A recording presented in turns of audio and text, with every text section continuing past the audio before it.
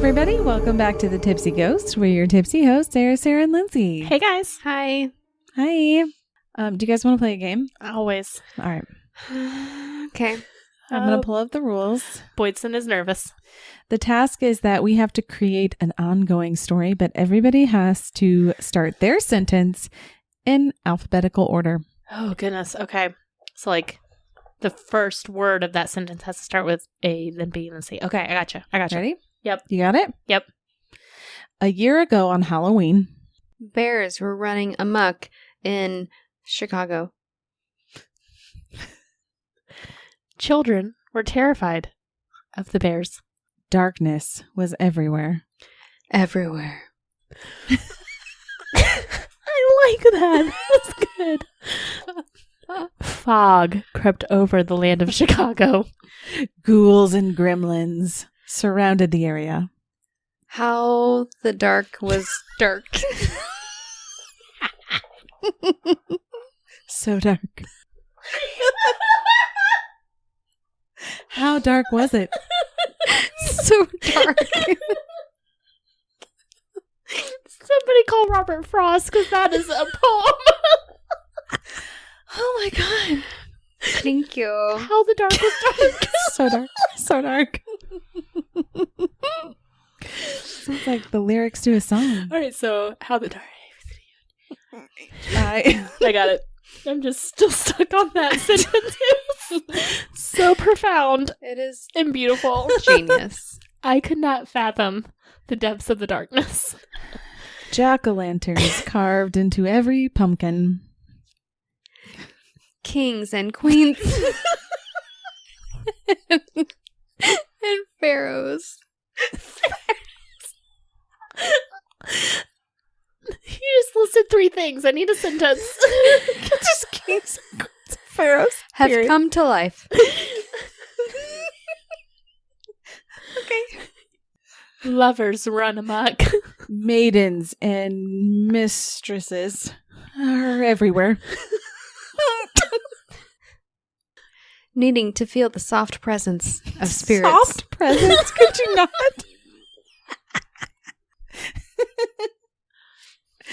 Oh, a mummy approaches. Piles of mummies all around. There's piles of them. Quietly, the goblins tiptoe. Rise. For the goblins and the mummies. Walk the planet. Slurping noises suppressed everywhere. You are alliterating today. I love it. Titty twisters abound.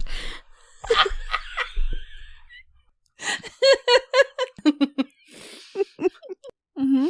Unbind me from these chains, screamed the mummies. Vulva! Proclaimed the vampire. I didn't know the vampires were here, but okay. They're here, and they are screaming vulva.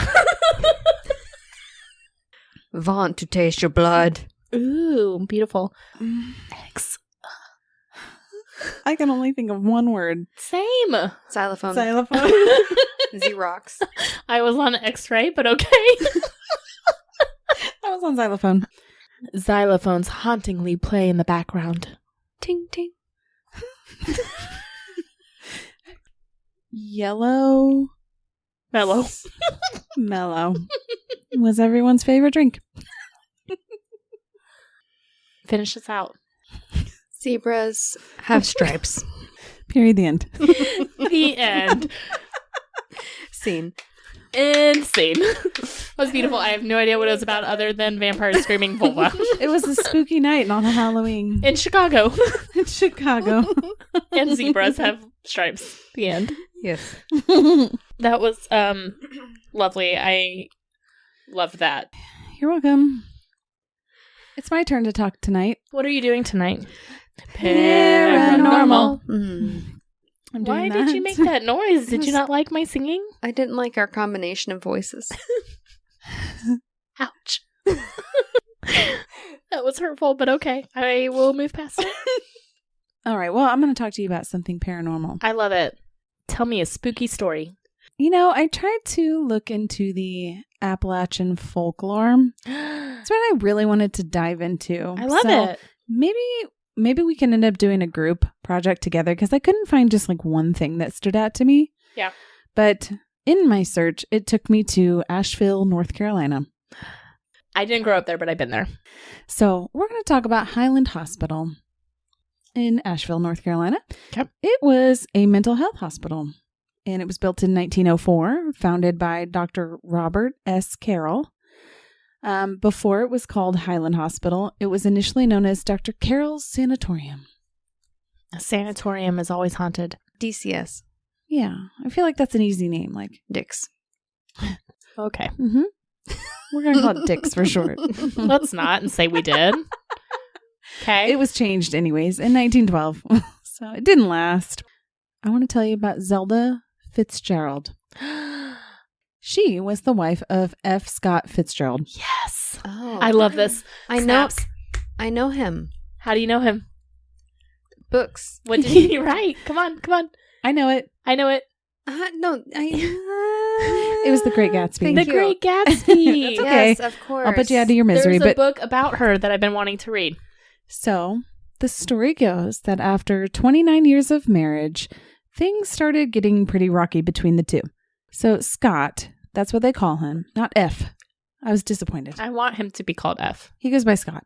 Wait, time out. Have you guys read this book? Yes. I have. It was I had boring. to read it in school. Oh, I love the book. Okay, fine. And I've watched the movie. Okay. I don't like those kinds of books, though. I liked the movie better than the book. I hate you both. Book is always better. Go on. Continue. Let's go with Scott. Okay, so Scott, he was a workaholic and would frequently be interrupted by Zelda, which would make him just extremely pissed off. I mean, that's his wife, but okay. Interrupted. Sure.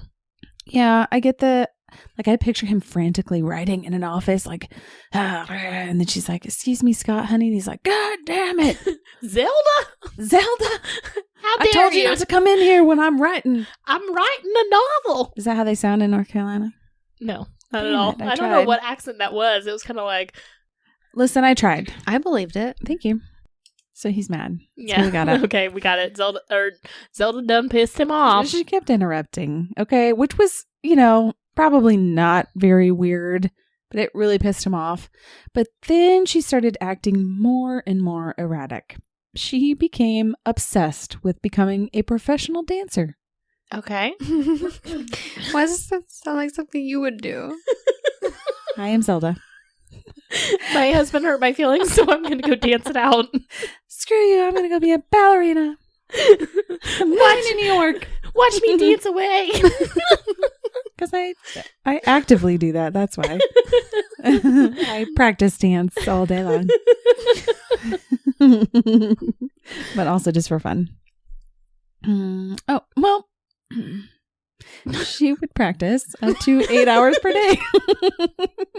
Zelda is dancing her sadness away. She really is. I mean, She's trying, but it's she not needs really something working to out. occupy herself with. I get it. Some say that this might have contributed to her mental deterioration. I mean, 8 That's hours a a lot day of is a hours. long time. Yeah. The Dancing Plague, remember? Ooh. Yeah, it was of 1912, so okay. This was around that time. Didn't you say 1912? Mhm. That's what I mean. It was This was the Dancing Plague of exactly 1912. that Okay, time. gotcha. That's what I thought you said. Okay. But fun fact, she was actually offered an invitation to a ballet school in Italy. So Oh. it paid off a little bit, but she declined the offer. Oh, okay, gotcha. Why? I don't know. I can't ask her, but Not a big fan of pizza. I feel like it was a big travel. Also, she hates pasta. That was why she turned it Immediate down. no. It was the food. The food in Can't eat Italy. pasta? Fuck that. I've heard the food in Italy is terrible. Yeah. Just kidding, guys. Breadsticks? Gross. Ew. Probably turn their nose up at breadsticks. Wine? I love Gross. breadsticks. Who wants wine? Disgusting. Ew. Alfredo? Mm. Oh. Get out of here. Listen, I love Alfredo, but remember our Alfredo night on my birthday when you guys wined and dined me? That was too much Alfredo. That was extreme GI distress. I have For the never whole met night. an Alfredo I didn't like. I laid on my bathroom floor until like 4 a.m. It's too much up for you. I burped it up all night. I slept like a baby. Well, Can we go to Olive that must Garden be nice. again soon? For your Can birthday. we? Sure. Or for Yeah. my birthday. I don't care. Yeah. Just sometime soon. We haven't been to Olive Garden in a long time. It's nice when we go and sit down. It feels like we're family.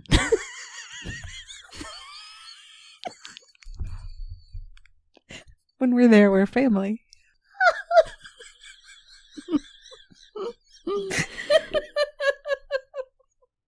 She got invited to Italy.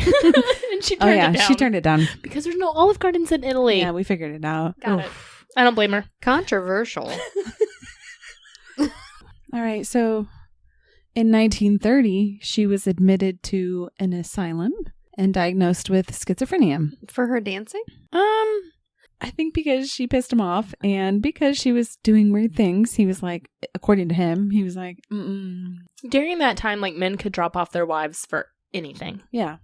So maybe she had some mental health stuff going on, but Maybe also not. I think maybe it had to do with him too. He just wanted to write. And see other women, I think. F. Scott. Scott. No. Anyway, so she was admitted and diagnosed with schizophrenia. Okay. Later that year, she was transferred to another asylum in Switzerland. So she was over there. That's far away. Yeah.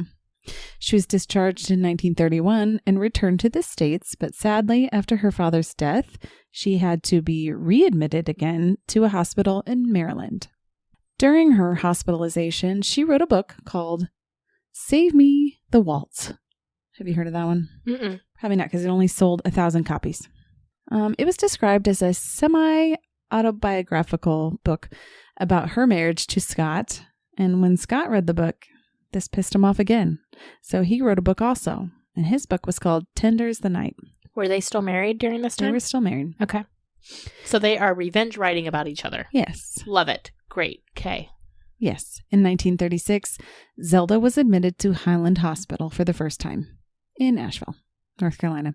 She continued this cycle of admissions to Highland Hospital, so they kept discharging her and readmitting her for her psychosis until March 10th, 1948.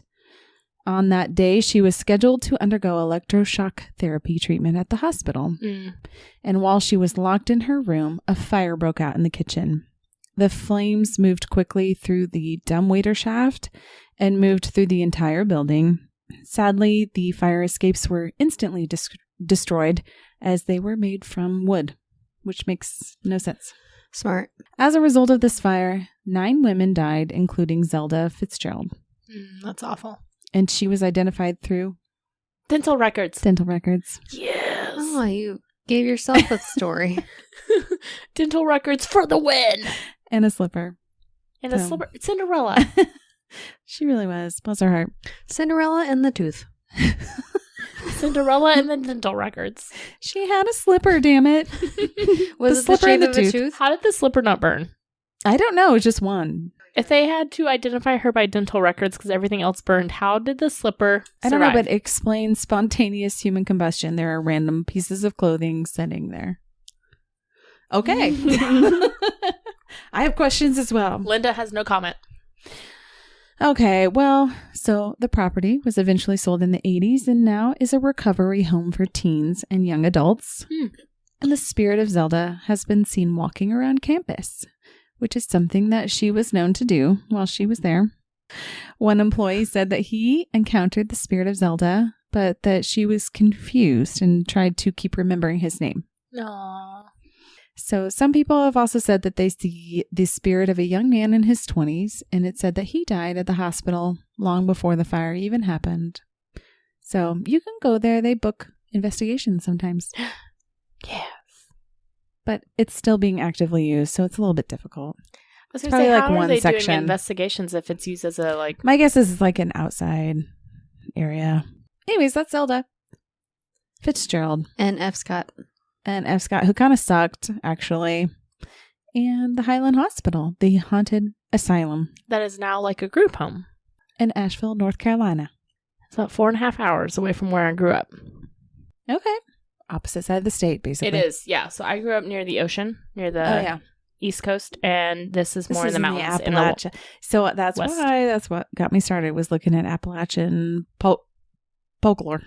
Folklore. Mm-hmm. That was a mixture of paranormal and folklore. I love it. It's like a Boydstonism. It was an accident, but it happened. I enjoyed it. Let's investigate some more folklore. I like folklore. Anyways, there you go. What made you interested in the Appalachian Mountains? So I've been seeing a lot of TikToks about people. Have you been seeing these weird stories about the guy going outside and the daughter saying he saw himself? No. And then he acts really weird afterwards. And then everybody in the comments is like, yeah, you don't want to mess around with Appalachian folklore or folklore. I have heard that several times. Like a doppelganger kind of thing? Like it's kind of like a doppelganger, okay. Yeah. Yeah, but like mixed with a skinwalker kind of. There's a general rule. If you hear noise in Appalachia, no, you didn't. Right. And they're like, I heard my own voice when I go outside. And then it's this creature. So I was trying to dive into that and see what that was, but it's tricky. I don't know. I would love to hear more about that, because I obviously didn't get into the paranormal spooky stuff till I met y'all. But You're welcome. But I grew up in that area, so I haven't heard this folklore, though. Oh, really? Mm-mm. Anyways, there's lots of really spooky stuff up there. I think it has to do with, the mountains, of course, but just there's like vast forest and there's tons of cryptids out there. Forests are terrifying. I know. Well, if you guys can find also really cool stories, there's like, I looked it up and I found a lot of cryptids, but I didn't really think about, I didn't think it was my time to talk about cryptids this time. No, that's a smorgy. Yeah. But I would love to hear about a cryptid. There are several in the Appalachian Mountains. Well, maybe you guys will be hearing about a cryptid soon from us. I'm sure you will. All right. Thanks so much, Sarah, for giving us an episode about a paranormal spooky ooky episode. You're welcome. Thank you. You can always find us online at thetipsyghost.com with our socials linked from there, or send us an email at thetipsyghost@gmail.com. Please give us a 5-star rating and a great review anywhere you listen to podcasts. We really appreciate it, and it really does help. All right, guys. Thanks so much. We will catch you next week. Okay, bye. Bye.